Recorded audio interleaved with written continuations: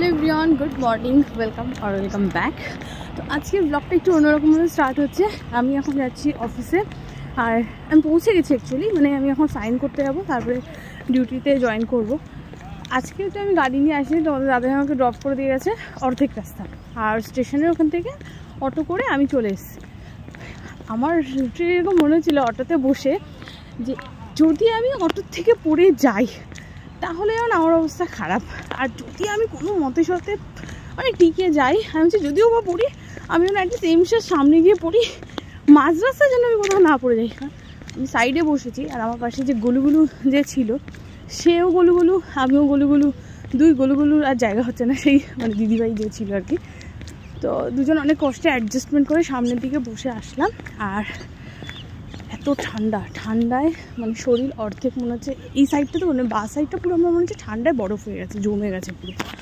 তো চলো এখন যাই, ওকে যেতে হবে এখন ওই যে সামনের বিল্ডিং ওখানটায়। আমি গেছি রেডি, এখন যাবো। আর এই চশমাটা অবভিয়াসলি আমার না, আমি যথেষ্ট চোখে ভালো দেখি। আমি লকার রুম থেকে রেডি হয়ে বেরোলাম, এখন যাচ্ছি ফার্স্ট ফ্লোরের দিকে। আমার ডিউটি এখন ফার্স্ট ফ্লোরে চলছে। তো এখানটায় দু একজন করে পেশেন্ট ভিতরে আসছে, বেশি সংখ্যক এখন ভিতরে আসছে না, কারণ এখন সবে 8টা বাজে, সব প্রসিডিওর কমপ্লিট হয়ে আসতে একটু টাইম লাগে। তো পেশেন্ট এমসে চলে আসে 6টার সময়, মেন গেট খোলা, তো 6টার আগেই চলে আসে সবাই। বাট ভিতরে এখানটা মানে একদম এন্ট্রি নিতে গেলে তখন ওটা 8টার সময় এন্ট্রিটা হয়। তো এখন এই লিফটটা ফাঁকা পেয়েছি কারণ এটা স্টাফ লিফট, অন্য লিফটগুলোতে পেশেন্ট ভালোই ছিল। আর এখানে দেখো আমি ফার্স্ট ফ্লোর থেকে তোমাদের একবার দেখিয়ে দিচ্ছি, নিচে দেখেছো ভালোই পেশেন্ট আছে। এখানটায় সব টোকেনগুলো দেওয়া হয়, মানে যারা ডক্টর দেখাতে আসে তাদের টোকেন। আর ফার্স্ট ফ্লোরের এই লাস্টের দিকে এই যে পোর্শনটা, এটা আমার খুব ভালো লাগে, কারণ এখানটা যাই না কারণ আসলে না আমার একটু শান্তি লাগে বলতে পারো। তো এখানটা আমি দেখাচ্ছিলাম আমার ডিপার্টমেন্টে কিছু কিছু করে পেশেন্ট আসছে।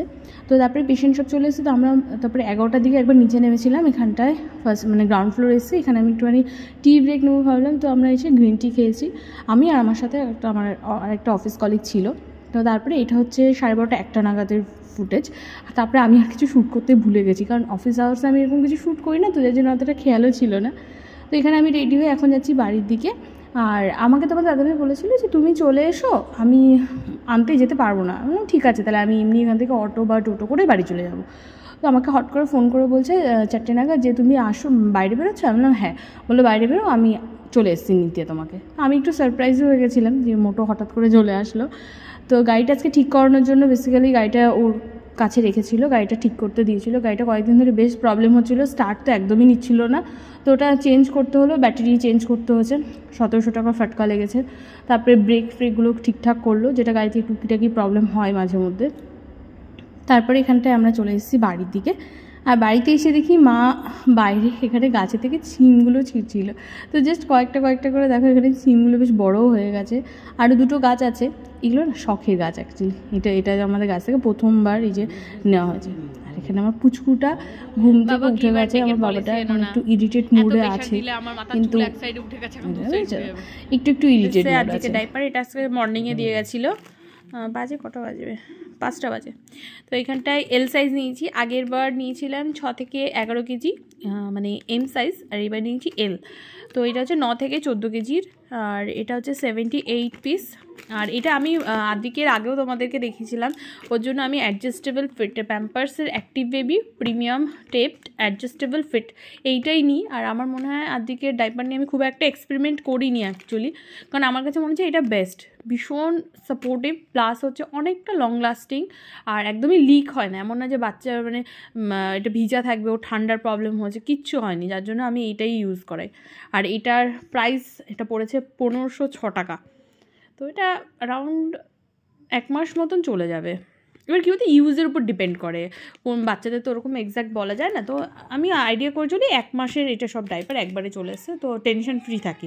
আর এটা আমি সবসময় স্টকে রাখি, কারণ এখন যদি শীতের টাইম ডাইপারটা খুব ইউজ হয়।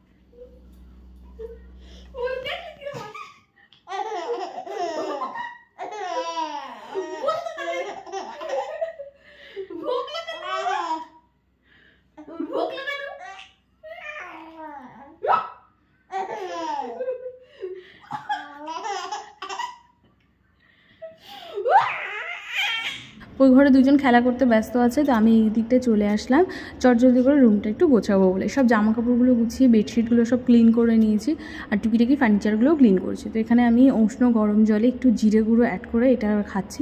আমার একটু গলাটা ব্যথা ব্যথা করছে, আর এখানে আমি ফুল ফেসে ভালো করে বোরলিন ম্যাসাজ করছি, আর মুখটা একটু টান ধরছিল। আদিকের এই টুপিটা বারবার চোখে আসছে বলে দেখো আদিকে দিদুনের কত কষ্ট।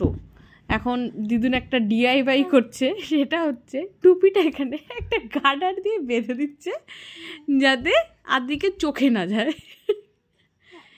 তো ধরো সুন্দর করে দিয়েছে। আর আমার লালু ভুলুর লালু পড়ে যাচ্ছে, এটা বেশ ভালো হয়েছে, সে মোরগ টাইপসের জুটলু।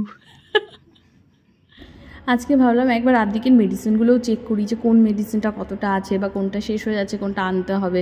তো এখানটা যেহেতু ডাইপারটাও এসেছিলো, আমি ওটাকেও এখানে বক্সে স্টোর করে রেখে দিচ্ছিলাম, আর আদিকের মেডিসিনগুলো চেক করছিলাম। তো এখানটায় আমার ছোট্ট লাড্ডু পোকাটা দেখো বসে বসেই ঘুমাচ্ছে।